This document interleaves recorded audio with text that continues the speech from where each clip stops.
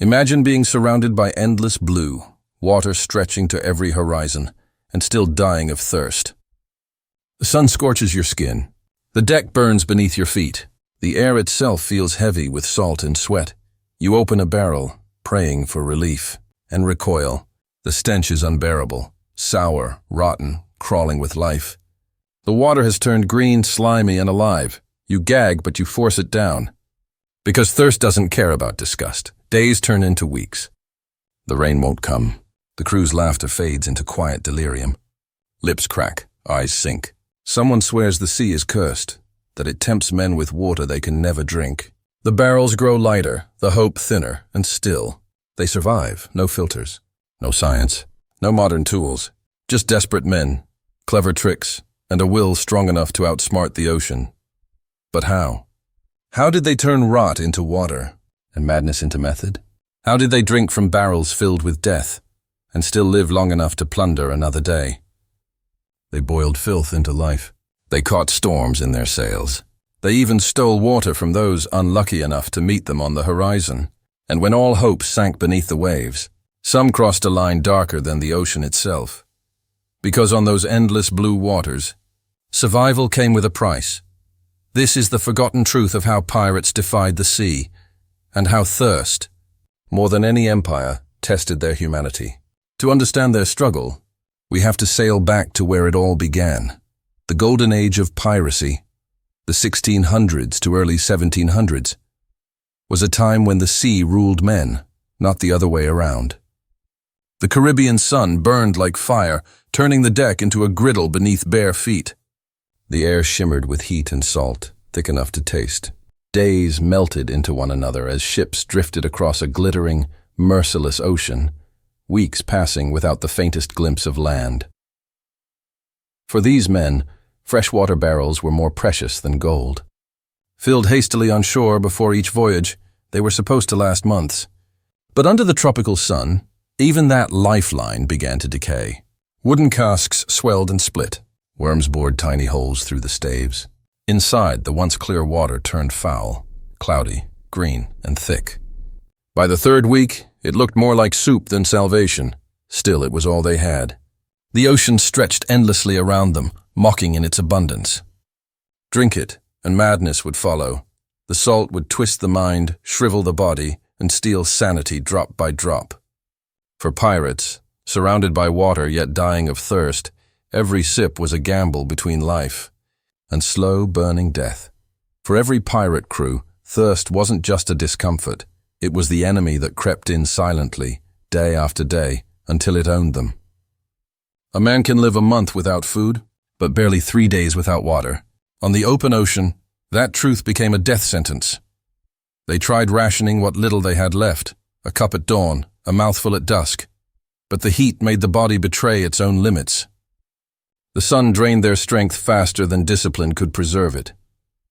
Even small sips brought sickness. The foul water carried rot in every swallow. It didn't refresh, it poisoned. They had no name for bacteria, no understanding of microbes or contamination. But they knew when water turned deadly. They could taste death long before it came. Their tongues swelled. Their lips split open like dry wood. Skin peeled under the sun. The constant salt wind stung their wounds until they burned like fire. By the second week, men stopped talking. Their voices rasped into whispers. Their eyes sank deep into hollow sockets.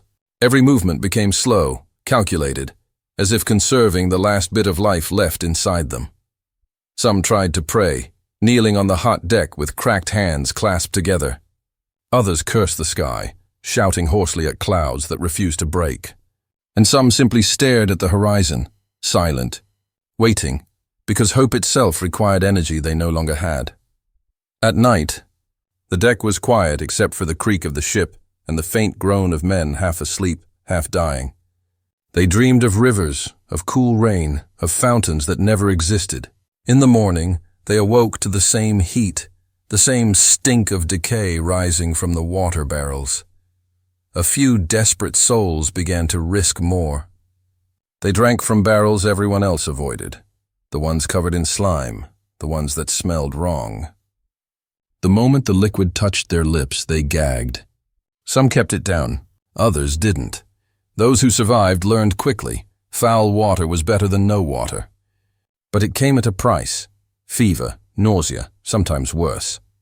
Sailors whispered that the ocean itself was cursed, that it teased them, offered them life in abundance, and then took it away drop by drop. Others said the sea demanded a price, a life for every storm, a soul for every drought. It was a quiet kind of torture, the cruelest kind. Surrounded by infinite water, yet dying of thirst, drowning not in the sea, but in their own desperate need to drink it.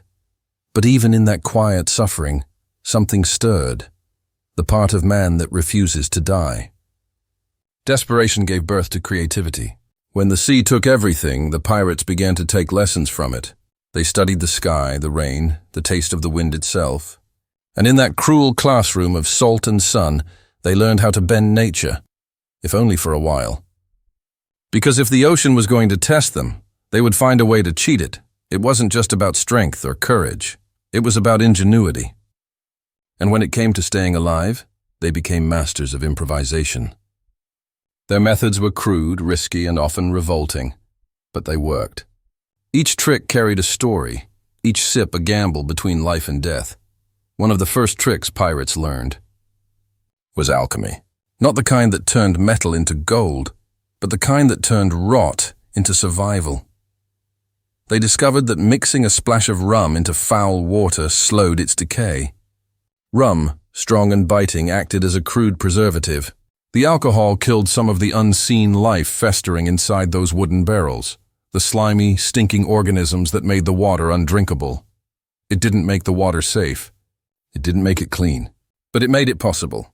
When you've gone days under a merciless sun, you stop caring about purity. You just need the burn in your throat to mean you're still alive. Pirates called it the devil's brew.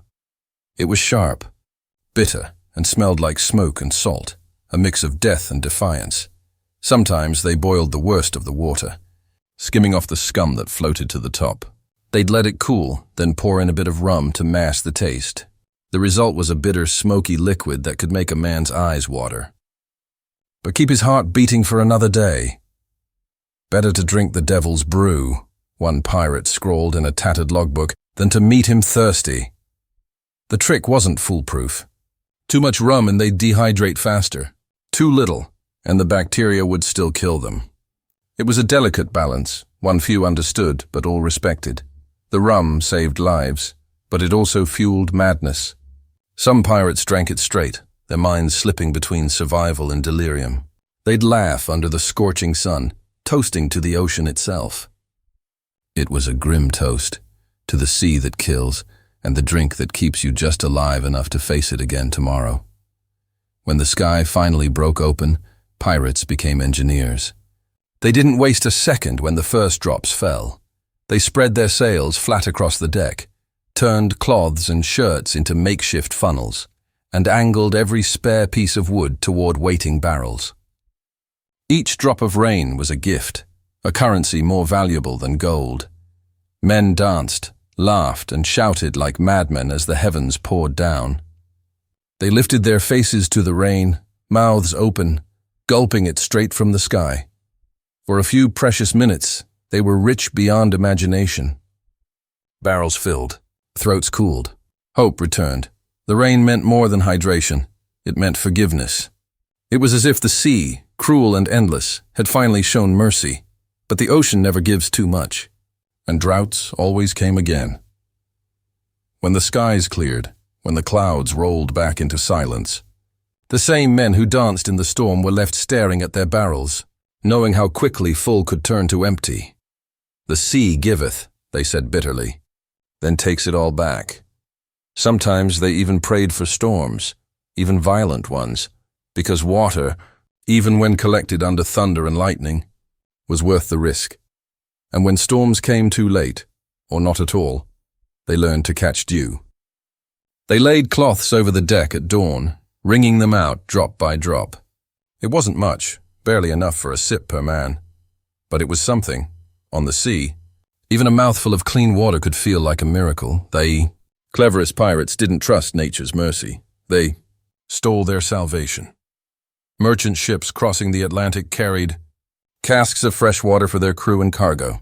When pirates spotted sails on the horizon, it wasn't always gold or spices they wanted. It was water. The moment they boarded, they didn't rush to the captain's quarters or treasure holds. They rushed to the lower decks, searching for barrels. The victors drank first, greedy and gasping. They poured the cool, clean water down their throats like it was wine. Then they filled their own casks, replacing rot with clarity. Some captains even traded stolen water between crews. Because on the open ocean, a single barrel could decide who lived to see another sunrise. It was a strange economy, men killing each other not for riches or revenge, but for something as simple, as human, as a drink of water. There are stories of entire battles fought just to seize one merchant ship rumored to carry fresh barrels. The blood spilled on those decks was a small price. They thought for what was inside them, for pirates. Water wasn't just survival, it was power. But some captains were thinkers, men who mixed instinct with experiment. They discovered that adding vinegar or citrus juice to their water did more than hide the taste. It preserved it longer. It masked the foul smell. And though they didn't know why, it kept their gums from bleeding, saving them from scurvy, a slow and horrible disease that turned men's bodies against them. They didn't understand the science, but they understood the results. A bit of lemon or lime became a secret weapon, both for health and hydration. These small discoveries spread from ship to ship, whispered in taverns from Tortuga to Nassau. A little vinegar in a barrel, a bit of citrus on the tongue, simple tricks that kept men alive in a place where nature wanted them dead. It was survival through improvisation, chemistry born from desperation. A kind of pirate wisdom, passed not through books, but through the brutal lessons of the sea. Each of these methods had its cost. Rum burned their throats and clouded their minds. Boiled water wasted precious firewood. Rain never lasted long enough.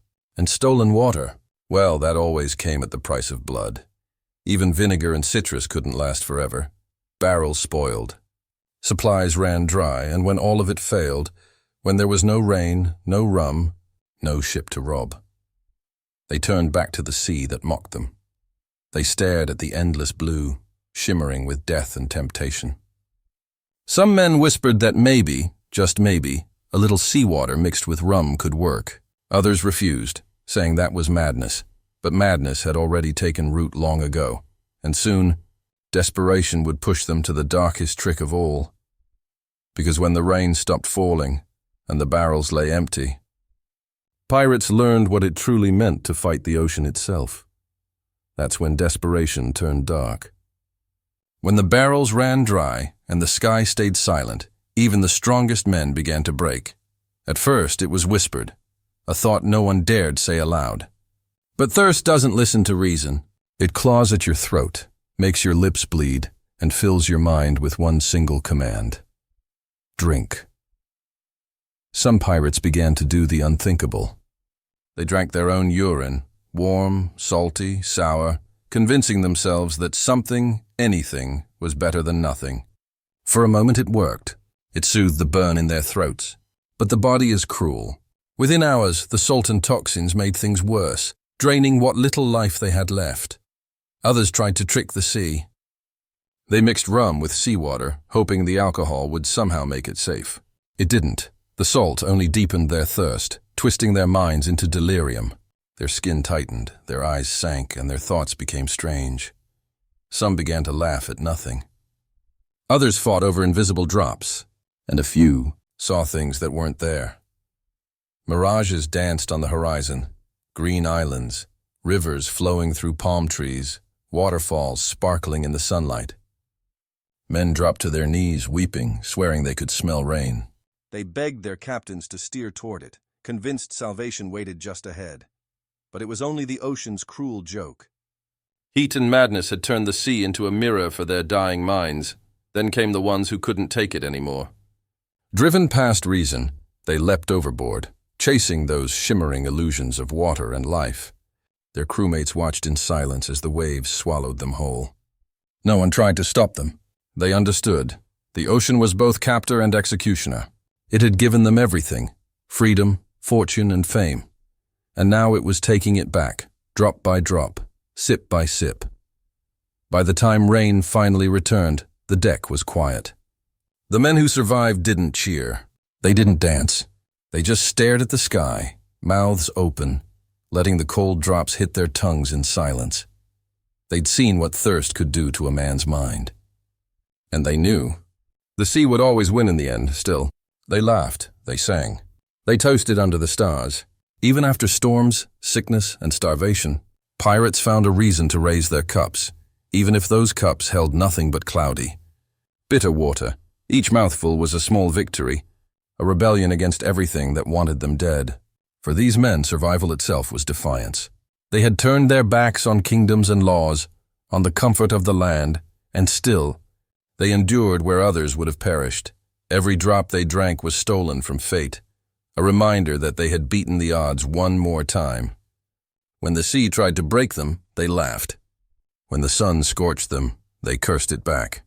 Their strength wasn't in their weapons or their ships. It was in their refusal to surrender. They didn't just hunt treasure.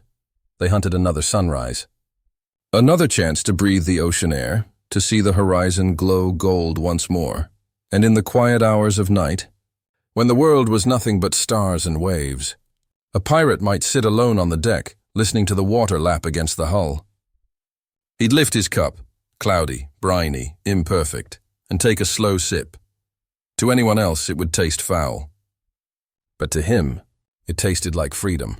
Because out there, on the edge of the known world, surviving one more night meant he had outsmarted kings, storms, and even the sea itself. And that, to a pirate, was the sweetest taste of all. So next time you pour yourself a glass of clean, cold water, pause for a moment. Think of the men who sailed under black flags, who crossed oceans not for glory, but to stay alive. Men who faced storms, hunger, and thirst, and still managed to laugh at the sky that tried to kill them. They didn't have filters, bottles, or machines to save them. Just grit, rum, and a stubborn refusal to die. Every sip they took was a triumph, proof that even in a world built to crush them, they could still choose life. For them, water wasn't just a drink. It was the difference between oblivion and another sunrise. It was treasure, liquid gold, drawn from the mercy of rain and the cruelty of the sea. The ocean gave them everything: fortune, freedom, and legend. And in return, it demanded everything too. When the storms passed and the waves grew still, a pirate's greatest victory wasn't plunder or fame, it was survival. To outlast the hunger, the thirst, the madness, to stand on deck beneath a rising sun and whisper, "Not today." So when you lift a glass of water to your lips, remember, for pirates, that simple act was the purest form of rebellion. And on the endless blue, survival was the greatest treasure of all.